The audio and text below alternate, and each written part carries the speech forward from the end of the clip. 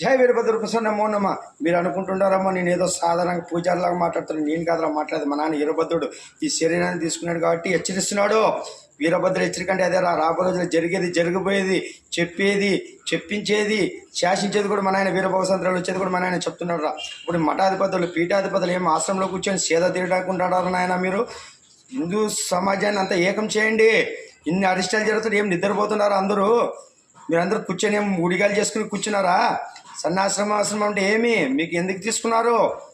ప్రజల్లో తిరగాల, చైతన్యవంతం చేయాలా, మతోన్మాదాలు పారదోలాలా, హిందువుల శక్తిని నింపాలా, హైందవ శక్తిని మేల్కొల్పాలా, రాజకీయ నాయకుల గుండెల్లో నిద్రపోవాలా. అప్పుడైతే వాళ్ళు భయపడతారా? మీరందరూ నిద్ర కూర్చొని చేసుకుంటూ కూర్చుంటే వాళ్ళని ఎవరు? ఈరోజు చిన్న చిన్న వాళ్ళు ఛానల్స్ పెట్టుకొని చేస్తుంటే వాళ్ళకి ఎన్ని బ్లాక్ మెయిల్, బెదిరింపులు వస్తున్నాయో తెలుసా? మళ్ళీ కొంతమంది సెక్యులర్లు మీరు మతాలను రెచ్చగొడుతున్నారు, కులాలు ఎవరు రెచ్చగొడుతున్నారా? పాకిస్తాన్ ఎట్లా ఏర్పడేదే?